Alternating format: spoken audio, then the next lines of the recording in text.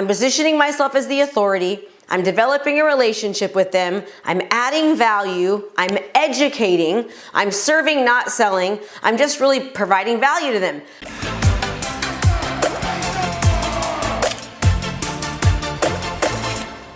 Hey, I'm Krista Mashore, CEO of Krista Mashore Coaching, and I specialize in online digital marketing and teaching people how to utilize social media and video to not just generate leads, but to actually convert them. So what I want to talk to you about today is the average typical way that entrepreneurs actually generate leads.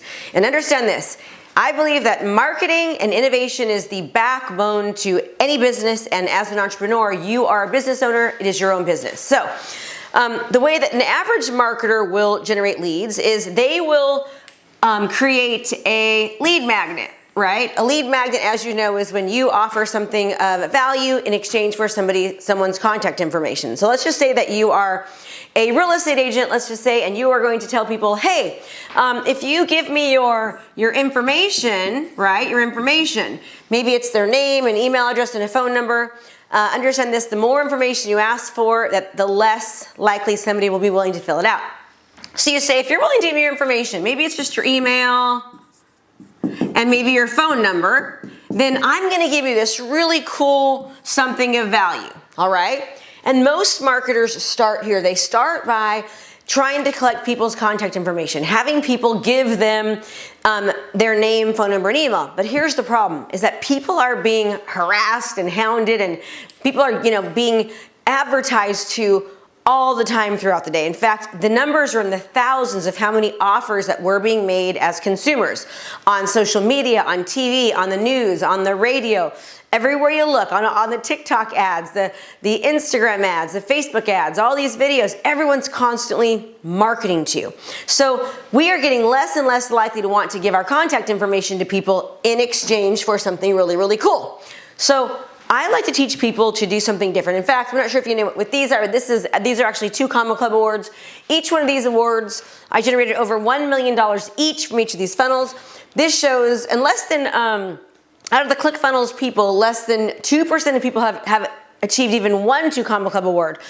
Less than 0.02 people have done $10 million in online sales, and we now, in just 4.5 years, have done actually over $37 million online in marketing. So Russell actually had me speak at his conference, Funnel Hacking Live. Last year, I spoke about what to do pre-funnel. In other words, the backbone of any business is marketing, getting leads, driving customers through the door, right? So we want to make sure that we don't just get leads, but we actually convert those leads. But getting leads has become more and more challenging because people are getting marketed to from all over the place.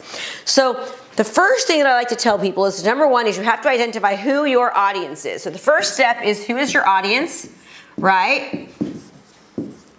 Who is your audience? We need to know exactly who it is that we are going after. Who are they? What's the age? What's socioeconomic status? What are their interests, their likes? Are they married? Are they single? Where do they like to shop? The more you know about your audience, the more your content can speak directly to them, okay? So you need to understand who your audience is. We call this a lot of times your avatar. Who is your client avatar? That's the first step. The more you know about your client avatar, you're going to be able to identify what are their dreams, their desires, and what problems do they have. Now, the more you can help someone to solve a problem, the more you will be considered a solution. Unless you're solving a problem, you cannot be considered a solution. So you really need to really understand who your audience is, who your avatar is, so that you then can do the second phase and you can identify a problem that they are having. Now, the best problem that you can solve is a problem that somebody doesn't even know that they have, okay? Let me give you an example. If you are trying to purchase a house, let's just say that you are a veteran, meaning you've actually served the country, and I don't know if you know this or not, but because veterans served our country, the United States government has actually put programs into place where veterans can purchase a house with no money down. They don't have to have a very high credit score, and they don't really need to pay for anything to get into a home initially, okay? Obviously, they have their payments, but to get in initially, it costs them nothing. But most veterans have no idea about that. And so let's just say I was a veteran and I had really bad credit, and I didn't have any money in the bank, but I had a job.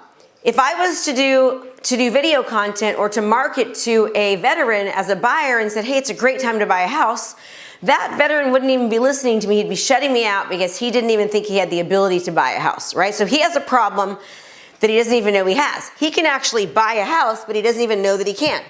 So if I do some content or marketing saying, hey, it's a great time to buy a house, you can, have a tax write-off and blah, blah, blah, that veteran is kind of tuning me out. Now let's turn it around. Let's just say I say, are you a veteran with no money in the bank and not a very good credit score? Do you know because you served our country, the government actually has programs in place and you have the availability to buy a home? Now all of a sudden that veteran is like, oh my gosh, I'm a veteran and I've served the country, I can buy a house. Now I've just identified a solution to a problem that that veteran did not even know he had, okay? So that's the first thing is to identify who your audience is, really know them inside and out, and then figure out what problems they're having so you can develop content to solve those problems. Your goal as a marketer is, how do I figure out what the needs are of my clients? How do I take them away from pain and move them more towards pleasure? People are much more likely to want to move away from pain than they are to want to move towards pleasure. So you want to have a lot of your marketing, your marketing content written towards removing them away from pain, okay? So first step, identify who your client avatar is. Second step, what's their problem? The third step is I'm gonna create content giving solutions to problems. I'm gonna actually create video content. So I'm gonna create videos that solve the problem, right? I'm gonna create video content and I'm going to market these videos to my client avatar. I'm gonna target people that I think who I know are my client avatars. I'm gonna send a video to them talking about their problem.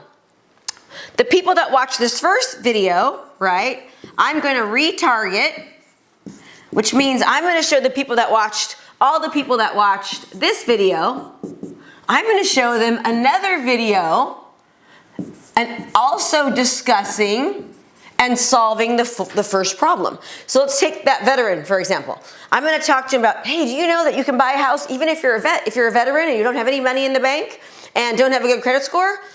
The next video is gonna be about how can I do that? What's my credit score have to be, right? I don't need any money down. I'm gonna talk more about that. Then I'm gonna do another video with the option to click or download. Sorry, my writing is bad. that's an I, with an option to click or download. So a video, within the video or the Facebook ad, I'm going to have an option to click or download something of value, right? This is my star. Now they don't have to do it here. The idea is they watch this one, they watch that one, now they're clicking, and now after I brought them through my funnel, I've offered value, I've helped them, I've solved problems. All the while, I'm positioning myself as the authority, I'm developing a relationship with them, I'm adding value, I'm educating, I'm serving, not selling, I'm just really providing value to them. But what it's doing is it's helping me win before I arrive, meaning I'm winning before I meet them. It also helps me win before they arrive, right? I'm winning and making it more likely that they are going to want to now give me their contact information because they've watched several videos, they possibly even clicked on a download. Now, when I request their info right here, now they're much more likely to say yes because I have already developed their trust. I like to kind of talk about this like when you're dating somebody, right? When you're dating somebody, think about the first time you ever met that person you're in love with or your partner. You saw them across the room. You didn't just walk up to them and say, hey, let's go hop in the sack, right? I mean, you may have, but probably not the best idea. What you did was you showed interest, and then maybe you flirted a little bit, and then maybe you started talking on the phone or you started texting, and then you started doing video chat, and then you met for breakfast and you met for lunch. You flirted, you got to know each other, right? Then you held hands and you snuck in a kiss. Then you got engaged, then you got married, and then you jumped in the sack. Most marketers, what they are doing is they are jumping in the sack, meaning they are asking for people's information before they've ever developed a relationship or before they have ever established themselves as the authority in the space. Does that make sense? Hey there, I have a brand new podcast called Fired Up with Krista Mashore, where I bring my high energy right to your ears. This podcast is available on all your favorite podcast platforms. So do me a favor, go subscribe and leave a review. All this information is free and I cannot wait to teach you everything I know. Thanks so much for watching my video. You can learn more about how to be a successful real estate professional by watching other videos that I have. And be sure to subscribe to my channel. And as always, make it a great home selling and buying day.